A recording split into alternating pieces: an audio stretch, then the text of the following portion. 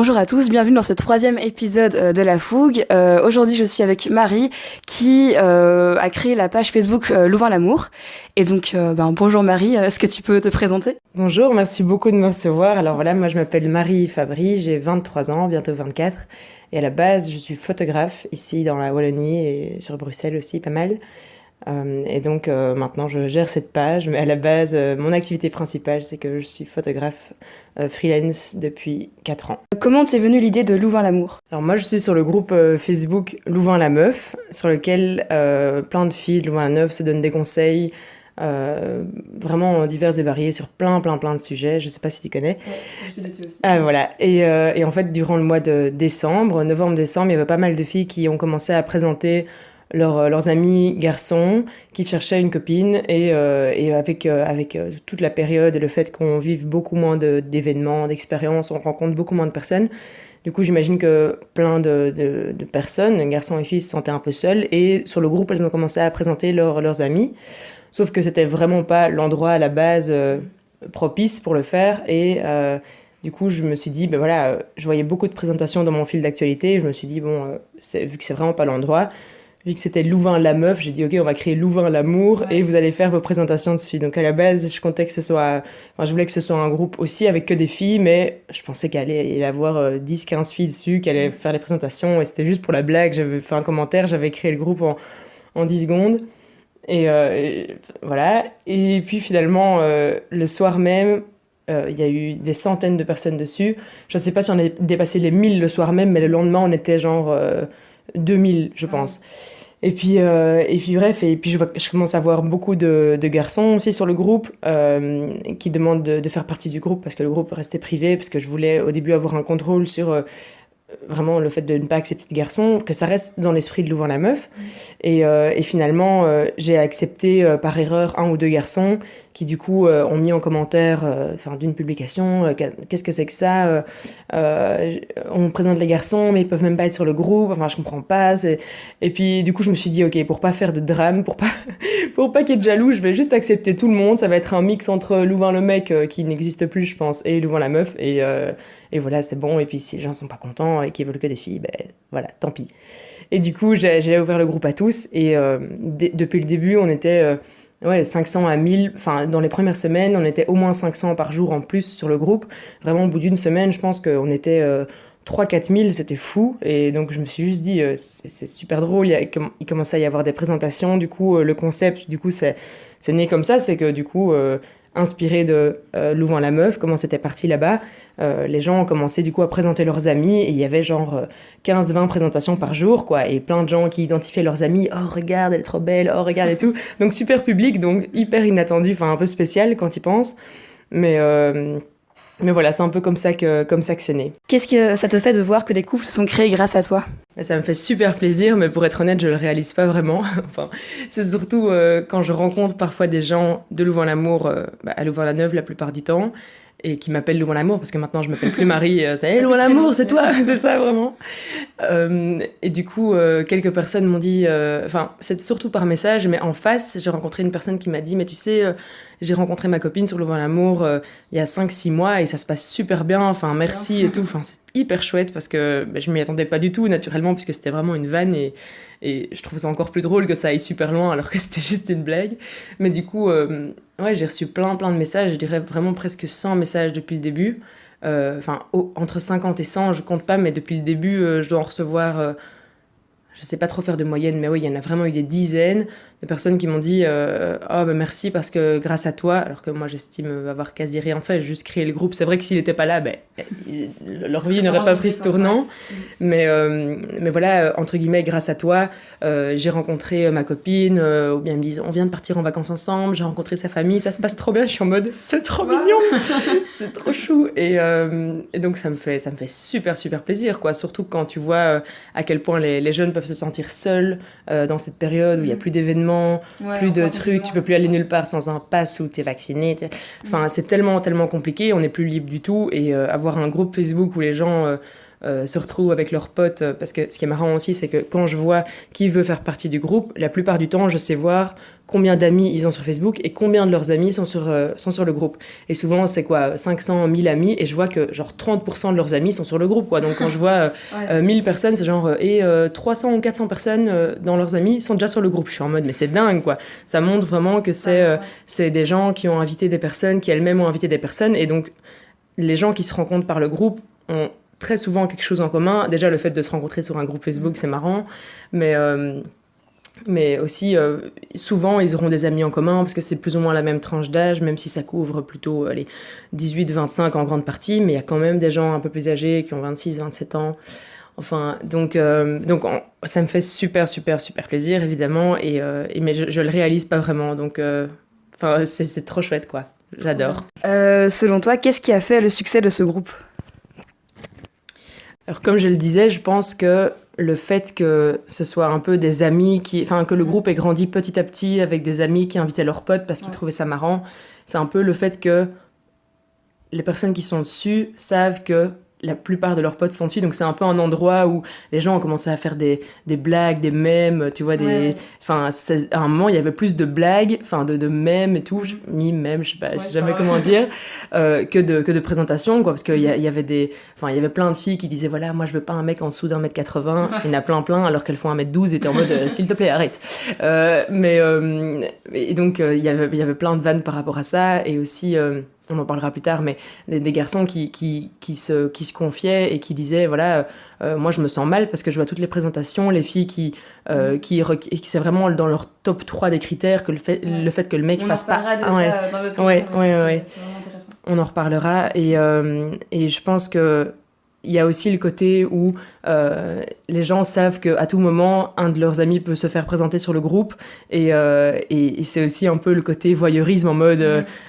il y en a qui se foutent gentiment de la gueule de leurs potes, qui se font présenter en mode « Ah ouais, tu vas trouver l'amour et tout », mais au fond, je suis sûre que si leurs potes trouvent l'amour, il y aura un peu une espèce de « Ah ouais, putain, ça a marché en fait », tu vois. Ouais. Donc c'est un peu... c'est toujours bon enfant, et puis dès que quelque chose dépasse les bornes ou qu'il y a des insultes ou quoi, moi je suis là pour modérer, et il y a des mots, tu vois, tabous que je reçois dans les alertes, et donc ça, il y a pas de souci, quoi.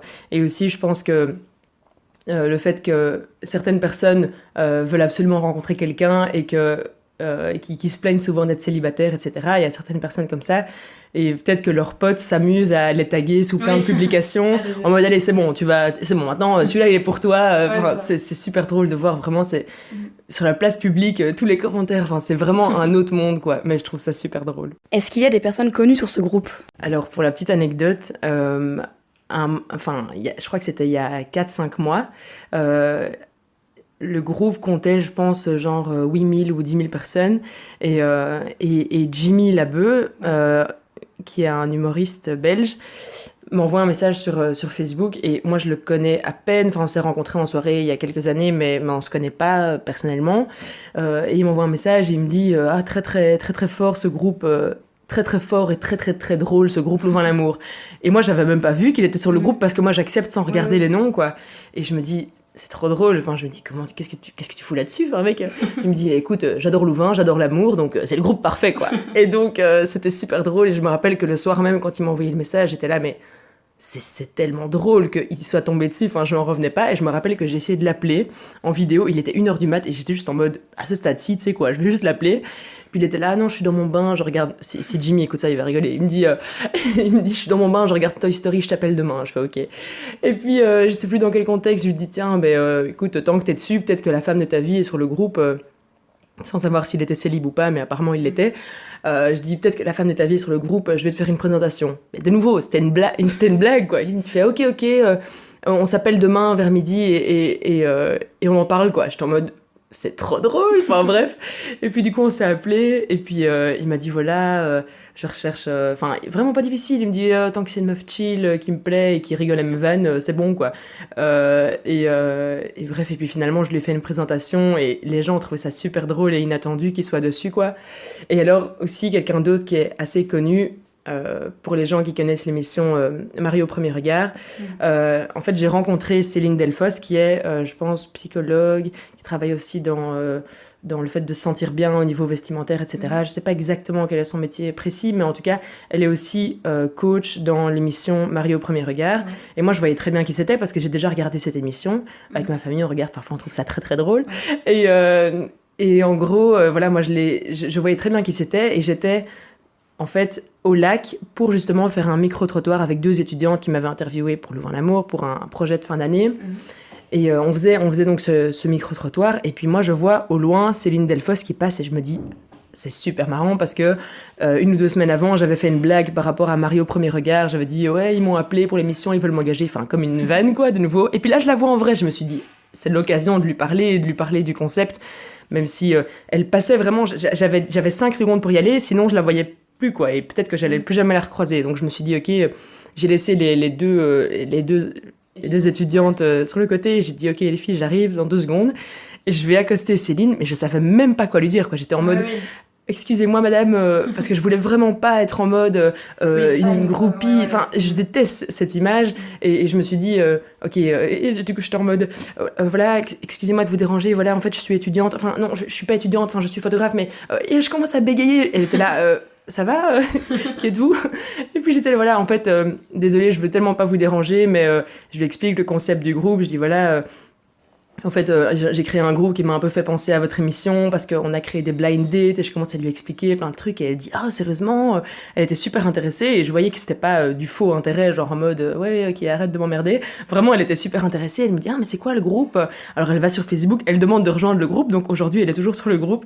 Et puis, enfin, je sais pas si je peux dire ça, mais elle m'a ajouté après sur Facebook aussi et je lui avais parlé du fait que dans l'émission Marie au premier regard, puisque moi, je suis photographe et que je fais beaucoup de photos de mariage aussi, enfin, depuis quelques années, je lui avais dit mais ce serait super drôle que je puisse une fois venir sur l'émission faire des photos de mariage, enfin les photos du mariage de l'émission, et du coup elle m'a ajouté après, donc je sais pas si c'est pour me dire l'année prochaine ah oui viens sur le plateau, enfin viens dans l'émission, je sais pas du tout, peut-être, mais c'est fou quoi, parce que je me suis vraiment dit sur le coup il faut vraiment que j'y aille et je savais pas quoi lui dire, j'ai un peu perdu mes moyens pendant les 5 premières secondes, puis je me suis dit ok, c'est bon, relax, c'est juste une personne comme une autre. J'avais tellement peur. C'est l'opportunité, quoi. Oui, c'est ça, exactement. Et donc maintenant, je me rappelle qu'on avait même pris une photo ensemble. Enfin, j'avais demandé à quelqu'un et j'avais demandé est-ce que ça vous dérange pas qu'on prenne une photo, parce que vu que moi-même je suis photographe, je tiens beaucoup aux petits souvenirs comme ça. Et le soir même, je l'avais mis sur le groupe et vu que les gens voyaient en fait très bien qui c'était, moi je pensais que c'était une petite niche, tu vois, qui regardait l'émission, mais en fait des centaines de personnes ont vu la photo et ont rigolé et tout. Et elle-même avait commenté sous le post oh quelle belle initiative de créer ça en temps de pandémie, ça recrée des liens et c'est tellement important, enfin vraiment adorable. Et j'étais en mode elle est trop mignonne. Enfin, du coup, je sais même plus quelle était la question de base, j'ai encore beaucoup trop parlé. Est-ce qu'il y a des personnes connues sur ce groupe? Oui, voilà. Donc, je dirais Céline Delfosse et Jimmy Labeu. Et sinon, peut-être qu'il y en a d'autres, mais en tout cas, j'ai pas eu d'interaction avec eux. Donc, puisque je regarde pas les noms, ça m'étonnerait. Moi, je pense pas qu'il y ait vraiment des personnes connues, entre guillemets. Donc là, je donnais un peu mon avis sur certaines choses que j'ai vues sur le groupe. Donc, je trouve que ce groupe a permis aux garçons de s'exprimer sur les relations amoureuses et de poser des questions. Parce que nous, les filles, on avait déjà Louvain la Meuf pour ça. Mais avant Louvain l'amour, les gars, ils avaient pas vraiment d'espace safe pour s'exprimer là-dessus. Enfin, ils avaient Louvain le mec, mais bon, c'était pas hyper safe. Enfin, apparemment, il y avait plein de blagues sexistes, homophobes, racistes, tout ça. Donc voilà. Et donc voilà, je trouve ça super cool qu'ils aient un espace safe pour s'exprimer. Et est-ce que tu veux rajouter quelque chose par rapport à ça? Mais je trouve ça génial aussi, même si pas mal de garçons mettent des messages parfois en anonyme, parce que j'ai l'impression que parfois c'est encore mal vu pour un garçon. C'est hyper débile, mais c'est vraiment un conditionnement de se dire un garçon ne peut pas pleurer, un garçon ça peut pas montrer qu'il souffre. Enfin, évidemment qu'un garçon peut chialer comme une fille, enfin comme n'importe qui, il n'y a pas de t'es un garçon donc tu dois être fort, enfin je trouve ça vraiment hyper stéréotype complètement débile. Et donc c'est super chouette si certains garçons se sentent à l'aise. C'est vrai qu'il y en a eu pas mal qui se sont confiés, qui ont dit voilà je suis fou amoureux d'une fille, mais voilà ce qui se passe, est-ce que vous avez des conseils et tout. Et c'est vrai que c'est pas sur Louvain le mec avec que des mecs en mode full testo qu'on va se confier comme ça. Donc et c'est vrai que puisqu'il y a des garçons et des filles sur le groupe et que parfois certaines filles ont un peu plus le côté psychologue, écoute, etc. Ça aussi c'est un peu un stéréotype de genre, mais j'ai l'impression que ça se C'est quand même un petit peu vrai parfois. Et plein de filles prennent le temps, tout comme sur Louvain la Meuf, il y a beaucoup de bienveillance quand quelqu'un demande des conseils et des gens prennent vraiment le temps d'écrire. Moi, la première, parfois, quand j'ai le temps, je donne vraiment mon avis et je vois que ça aide parfois les personnes, donc ça me fait super plaisir. Je me dis, moi, ça me prend 5 minutes et elle, ça peut vraiment l'éclairer sur certaines choses. Donc, que ce soit moi ou quelqu'un d'autre, il y a énormément de bienveillance et comme je t'ai dit, quand c'est pas bienveillant, moi, soit je bloque, soit je mute la personne pendant quelques jours ou quelques heures. Mais en général, il n'y a pas trop d'abus et voilà, ça reste bon enfant, quoi. J'ai pas envie que ce soit dans la moquerie ou quoi. Et si ça fait pas rire tout le monde, c'est pas drôle, quoi. Tu vois, si tout le monde rigole d'une personne, alors on évite, quoi. Est-ce que tu penses que c'est difficile de trouver une personne avec qui se mettre en couple et que cette relation dure dans le temps aujourd'hui pour notre génération? C'est vrai qu'aujourd'hui, je trouve que par rapport à jadis, nos grands-parents, etc., il y a énormément de distractions, énormément de choix, entre guillemets. Il y a les applications de rencontres, etc., qui te donnent un peu l'impression que, en fait, tu peux, à tout moment, si tu perds quelqu'un, tu en retrouves un en 2 secondes. C'est un peu comme le fait que... comme un peu la société de consommation aussi dans les relations, quoi. Quelque chose est cassé, on va pas le réparer, on va en acheter un nouveau. Mais dans les relations, quand il y a quelque chose qui va pas, certaines personnes se disent c'est bon, avec aujourd'hui, c'est bon, j'ouvre Tinder, j'ai quelqu'un en 2 secondes. Donc il y a plus trop cet esprit de on voit ce qui va pas. Enfin, ça dépend des personnes, mais j'ai l'impression que de manière générale, les gens vont peut-être un petit peu moins se battre pour les relations parce qu'ils se disent c'est bon, c'est pas comme si c'était ma seule option. T'as vite l'impression que t'as beaucoup de choix. Alors que souvent, les gens sur les applications de rencontres, c'est pas tout le temps les personnes qui veulent les relations les plus sérieuses, quoi. Donc, je crois que ça peut être compliqué dans le sens où tu dois rencontrer une personne qui t'attire, qui est sur les mêmes valeurs que toi, qui va te respecter, qui va te plaire. Donc trouver quelqu'un qui est sur la même longueur d'onde que toi, qui te respecte, qui peut respecter aussi ton espace et qui est quelqu'un qui n'est pas un possessif, jaloux. C'est vraiment... chacun a un peu ses limites et ses critères et c'est parfois hyper compliqué de pouvoir trouver quelqu'un, surtout aujourd'hui où les rencontres ne sont pas vraiment facilitées.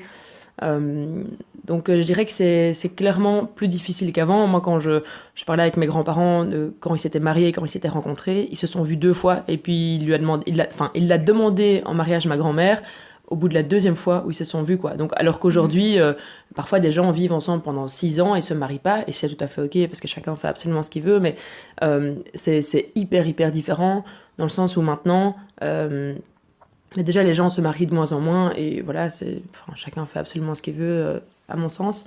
Mais c'est vrai que il y a plus le côté on prend le temps et on sait jamais que je rencontre quelqu'un d'autre et voilà. C'est vrai que oui, j'ai l'impression qu'il y a tellement d'options, on a tellement l'impression qu'il y a beaucoup de choix que c'est peut-être plus compliqué de s'engager à 100% dans une relation parce qu'on a l'impression qu'on peut à tout moment remplacer ce qu'on a au final. Tu en as déjà un petit peu parlé, mais selon toi, quels sont les avantages et les inconvénients de rencontrer des gens sur les applis de rencontre? Donc plus les avantages là du coup. Mais avec le Covid du coup, puisqu'on peut plus vraiment rencontrer des gens dans la vraie vie, c'est sympa d'avoir un endroit en ligne où on peut rencontrer des personnes et puis se voir, je veux dire... c'est peut-être un peu hors la loi dans certaines périodes de confinement, etc. Mais en tout cas, disons qu'on peut rencontrer des gens. Maintenant, on peut toujours tomber sur quelqu'un qui est malveillant ou quelqu'un qui va, on appelle ça le catfish, quelqu'un qui va prétendre être quelqu'un qui n'est pas. Donc ça peut toujours être dangereux parce que c'est en ligne. Et dans la réalité, on peut aussi rencontrer des gens malveillants. Mais disons qu'en ligne, on renforce ce risque. Donc, moi, j'ai jamais été très... enfin, pas pour, parce que c'est juste personnel, mais...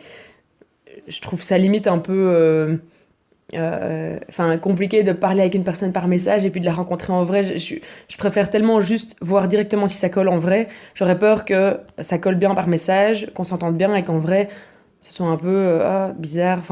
Donc c'est vraiment un truc et je pense que les gens qui ont l'habitude et qui ont déjà fait plusieurs dates avec des gens de Tinder ou d'autres applications de rencontres, ils le voient plus un peu comme un jeu et peut-être pour flatter leur ego aussi. Et je pense qu'il y a aussi tout un côté malsain dans les applications de rencontres, dans le sens où, moi, en parlant avec plusieurs personnes, on me dit souvent, voilà, en fait, je vois jamais les filles, c'est vraiment juste, ou les mecs, c'est vraiment juste, ça me fait du bien sur le moment de remarquer que je plais, et voilà, et ça m'apporte ma petite dose de dopamine, et puis, mais au final, ça devient jamais concret, mais c'est juste un peu pour se rassurer et se dire ah oui c'est bon, ok je plais, et puis c'est bon, l'ego est flatté et on peut passer à autre chose quoi.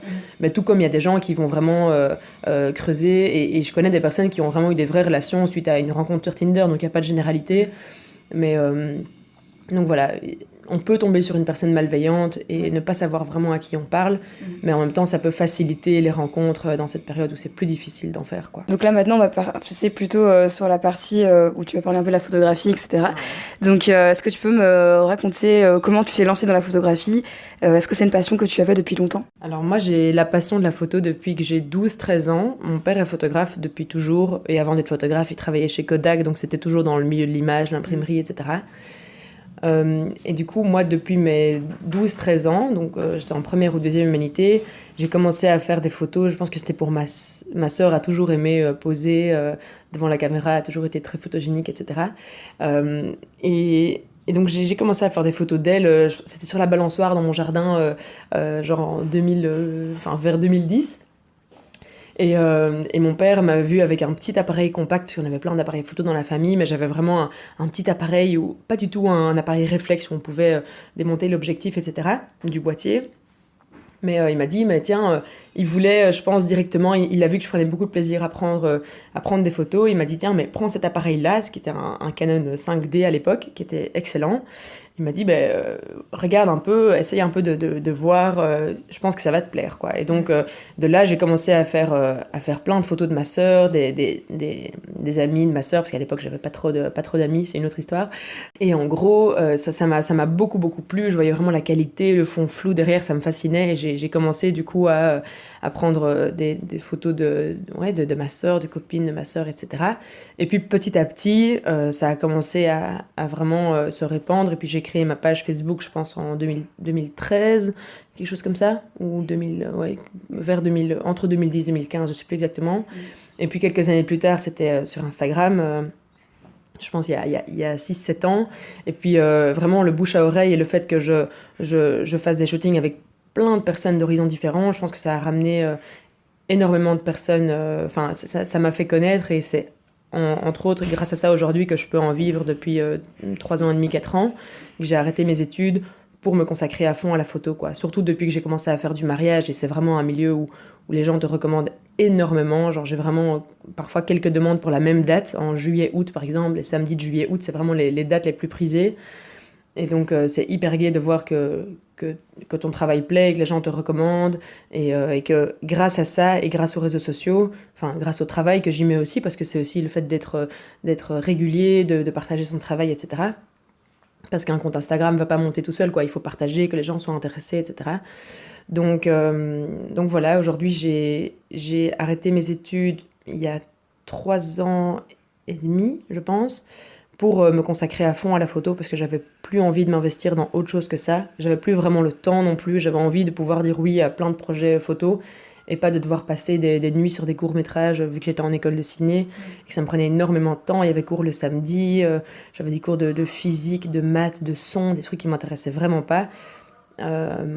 Et donc j'avais plus envie de m'investir là-dedans en fait, et je voyais pas vraiment le sens, et j'ai besoin de voir beaucoup de sens dans les choses, et ça avait beaucoup plus de sens pour moi de donner suite à mes projets, d'accepter toutes sortes de shootings qu'on me proposait, plutôt que de dire ok je vais aller faire un court métrage, je vais aller à mes cours de son le samedi. Je voyais aucun sens là-dedans, quoi. Donc voilà, maintenant c'est full time photographe, et j'ai énormément de projets là en septembre, enfin de shooting, de mariage. Et c'est tout autant les shootings portraits, c'est avec quoi j'ai commencé. Donc je travaille entre autres avec certaines agences de mannequins pour faire des books, etc., pour que les modèles aient des nouvelles photos, mais aussi avec des entreprises, faire aussi des shootings de famille, des mariages, ou bien parfois des filles qui viennent, qui n'ont pas du tout confiance en elles, et qui me disent, voilà, j'ai l'impression, enfin on me l'a dit plusieurs fois et c'est hyper flatteur, j'ai l'impression que tu rends les gens beaux. Et du coup, moi, c'est une pression de dingue, parce que je me dis, une fille qui s'est jamais trouvée belle, elle me dit ça, donc elle compte sur moi pour s'aimer, mais c'est fou, quoi. Et donc, c'est trop beau, parce que moi, je passe une petite heure avec elle, et vraiment, je prends le temps d'un peu les connaître et tout, parce que c'est pas le genre de fille qui va arriver, on va dire, ok, maintenant tu vas poser. Non, c'est pas du tout ça, c'est vraiment. Il faut un peu. C'est super compliqué, quelqu'un qui, souvent elles ont la vingtaine, quelqu'un qui pendant 20 ans s'est jamais aimé, et toi en 1 heure t'es censé faire en sorte que ça change, quoi. Enfin, c'est pas mon rôle en soi, mais elles s'attendent à ça, quoi. Donc tu te dis ok. Et Et ça a toujours au final fonctionné, c'est arrivé je pense 5 à 10 fois. Et donc c'est hyper gratifiant après de voir que même les photos non retouchées, et même je vais pas changer les visages ou quoi, mais même sans changer la luminosité, rajouter les lumières, etc. Elles sont en mode ah c'est trop bien, j'ai jamais eu des chouettes photos de moi comme ça, je me trouve bien. Et parfois t'avais des filles qui avaient des complexes, genre elle aimait pas son bras de profil parce qu'elle trouvait que son bras était gros, etc. Et elle m'avait dit et du coup moi dans ma tête c'était devenu un challenge, j'étais là ok je vais lui faire aimer une photo avec son bras, donc j'avais dit s'il te plaît on fait quelques photos comme ça, et je dis t'es pas du tout obligé de les choisir par la suite, mais si j'arrive à t'en faire aimer une, c'est trop chouette, quoi. Et la fille, après, elle m'a dit, mais figure-toi que c'est ma photo préférée du shooting. Et pourtant, elle n'était pas en train de tenir son bras d'une manière à ce que ça se voit pas, etc. Parce que c'était vraiment dans sa tête, quoi. Cette fille était magnifique. Et elle se sentait belle après. Donc, c'était vraiment... ça, c'est toute une autre dimension de mon travail où tu peux... C'est un peu une photothérapie, quoi. Les gens se sentent après beaux à travers ton travail et ton œil de photographe, et ça c'est hyper gratifiant pour moi. Et c'est cool parce que ma petite sœur veut devenir photographe et donc je pense que ça va beaucoup l'intéresser. Donc voilà. Comment ont réagi tes parents quand tu leur as dit que tu voulais arrêter tes études? Alors mon père m'a toujours hyper fort soutenu parce que lui-même, quand il a voulu se lancer dans l'artistique, ses parents ont été un peu sceptiques parce qu'il est dans une famille où c'est une famille très carrée, c'est avocat, médecin, juriste, etc. Enfin tous des métiers dans ce style. Et donc dire ah maman je vais travailler chez Kodak ou ah je vais faire de la photo, je vais vivre de la photo, c'est quelque chose qui n'était pas du tout connu, et comme toute chose qui est pas connue, ça fait peur, quoi. Et donc les parents, pour ta sécurité, ils veulent... si tu leur dis que tu veux faire un truc que eux ne connaissent pas, ils vont d'office avoir les boules et dire non, mais fais quelque chose à côté, on sait jamais que ça fonctionne pas. Ils vont juste... entre guillemets, c'est pour ton bien, je pense que c'est pas du tout malveillant, mais ils veulent, pour ta sécurité, que tu aies un plan B, quoi, en quelque sorte. Donc moi, mon père, il a pas du tout voulu reproduire ça avec moi. Il m'a justement hyper fort encouragée. Il m'avait juste dit, voilà, ça peut être intéressant de faire une école de ciné parce que ça va t'apporter aussi toute une culture autour de la photographie qui est importante. Après, j'ai vu que, moi, je m'étais pas assez informée, en fait, sur le programme de l'école, mais après, j'ai vu qu'il y avait cours le samedi, cours de maths, cours de son, cours de physique. J'étais là, ok, si c'était juste histoire et esthétique de la photo, c'était mon cours préféré d'ailleurs. Franchement, avec grand plaisir, mais là, c'était trop de cours qui m'intéressaient pas pour très peu qui étaient intéressants pour moi au final. Et c'était beaucoup tourné autour du film et pas de la photo. Et ce que j'apprenais en photo, je le connaissais depuis 10 ans, donc j'apprenais pas grand-chose qui m'intéressait. Et donc lui, il a toujours hyper fort soutenu, même quand j'ai voulu arrêter, plus ou moins du jour au lendemain. Enfin, il est très dans l'optique, voilà, au pire, ça marche pas. J'avais 20 ans quand j'ai arrêté, j'avais 19-20 ans. Ben voilà, si tu veux recommencer des études à 25 ans, c'est pas la mort, quoi, tu vois. Surtout que maintenant, ça roule, ça va super bien et le business fonctionne super bien. Donc, il y a même pas ce stress de qu'est-ce que je vais faire dans X années. Enfin, tu vois, moi, je me vois à quelques mois, mais les questions, genre, tu te vois où dans 10 ans, c'est genre le truc qui me donne plus d'anxiété qu'autre chose, et je suis en mode, j'en sais absolument rien. Genre, je verrai, je me laisse vivre, quoi, tu vois.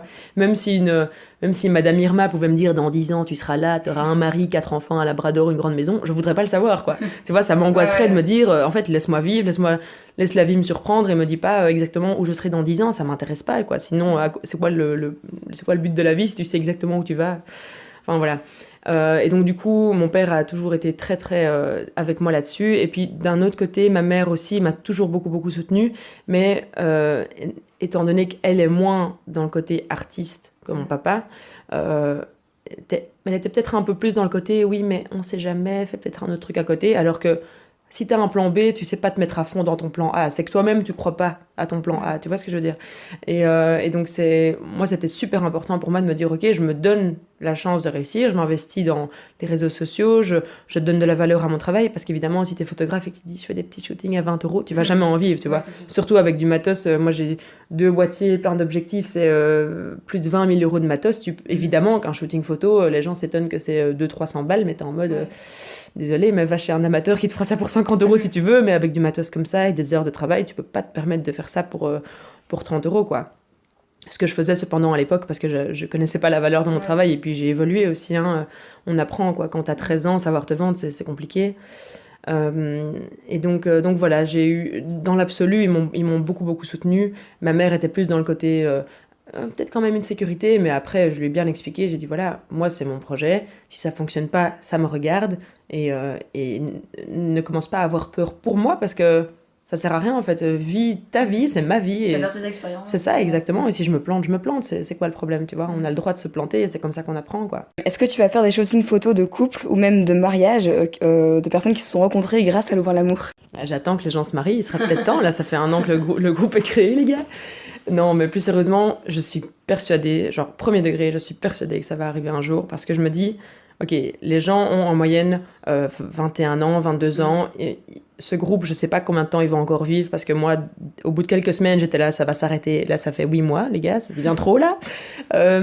Mais du coup, je suis persuadée que dans les centaines de groupes, dans les centaines de couples qui se sont formés, je suis presque sûre que certains, bon après, il y en a beaucoup qui se marient plus aujourd'hui, donc je veux dire, même des bêtes shootings de couple, entre guillemets, je suis persuadée que ça va arriver, et même moi sur le groupe, j'avais mis voilà, le premier couple qui tient 1 an d'ici, je leur offre un shooting de couple, donc ça va sûrement arriver, et quelqu'un avait noté, ouais, nous ça fait déjà 6 mois, on tiendra jusque-là, juste pour ça, enfin tu vois, pour rire, mais du coup, ce serait hyper drôle, et j'ai vraiment l'intuition que d'ici quelques années ça arriverait quoi, et enfin ça arrivera, et ce serait tellement tellement drôle de se dire que je suis à la source je suis à la source d'un mariage, et que et que sans moi les personnes se seraient probablement pas mariées aujourd'hui quoi, et le fait que j'ai créé ce simple groupe et changé la vie de plein de personnes au sens littéral du terme, genre s'ils ont rencontré quelqu'un, mais ils ne l'auraient pas rencontré sans le groupe, donc leur vie serait pas la même aujourd'hui, quoi. Et se dire que je suis à l'origine de ça, c'est complètement fou, quoi. Est-ce que tu peux me raconter quelques anecdotes un peu drôles sur Louvain l'amour? Ce qui était marrant, c'est qu'au bout de quelques semaines, j'ai une journaliste de la RTBF, de la chaîne Typique, qui est une association entre radio et TV, je pense, qui m'avait contactée pour un reportage sur l'amour en confinement, le fait que les jeunes ne savent plus se voir, se toucher, qu'il n'y ait plus de connexion physique, etc. Et elle m'avait fait toute une interview au téléphone, je pense que c'était 1 ou 2 mois après que le groupe soit créé, donc on était seulement, entre guillemets, quelques milliers, en dessous de 5-6 000, je pense.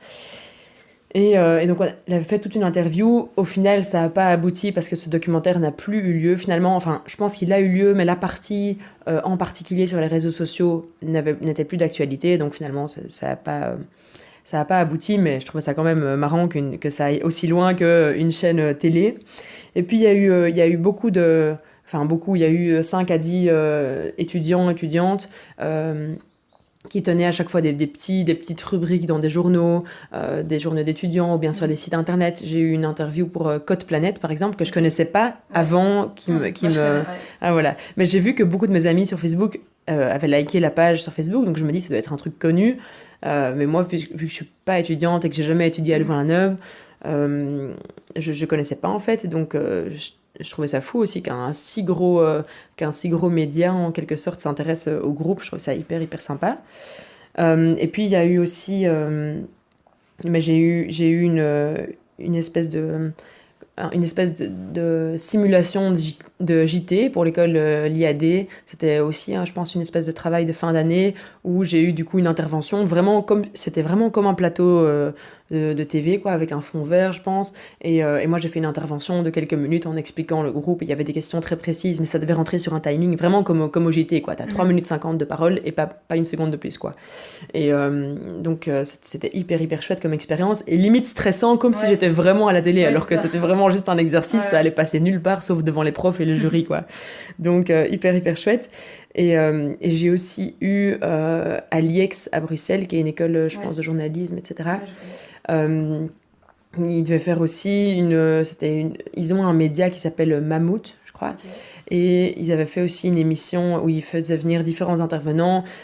Et moi, j'étais à côté d'une sexologue, d'une fille qui avait fait une rencontre sur un site de rencontre pendant le confinement et que ça s'était un peu mal passé, je pense. Et un autre intervenant, je sais plus trop pourquoi il était là, lui, mais on était du coup 4 personnes qui étaient là pour des raisons différentes, et on a témoigné la sexologue avait témoigné de ce qu'elle entendait dans son cabinet en ce moment, et les gens qui avaient leur vie perturbée sur plein d'aspects, puis la personne qui racontait sa rencontre qui était faite en ligne, alors qu'avant elle faisait jamais de rencontre en ligne, mais à cause du confinement elle a fait une mauvaise rencontre, etc. Puis du coup moi j'avais raconté qu'avec le confinement j'avais créé un groupe, et voilà, donc tout le monde échangeait un peu là-dessus, et c'était hyper hyper sympa.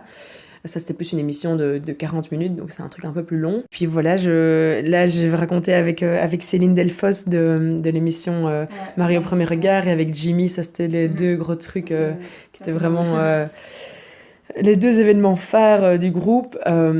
Mais voilà, sinon, c'est marrant parce qu'avant, parfois les gens, il arrivait que les gens à Louvain-la-Neuve me reconnaissaient par les photos parce que ils me connaissent via ou ils ont vu ma tête dans mes stories ou quoi. Et maintenant, vraiment à Louvain-la-Neuve, il y a beaucoup plus de personnes qui me reconnaissent pour Louvain-l'Amour parce qu'ils l'associent du coup à moi que pour les photos. Donc ça m'a trop fait rire de voir la transition quand je l'ai créé au bout de quelques mois, de voir les gens qui commençaient à m'appeler Louvain-l'Amour et plus Marie, tu vois. Donc voilà. Petite anecdote, j'ai plus de prénom maintenant.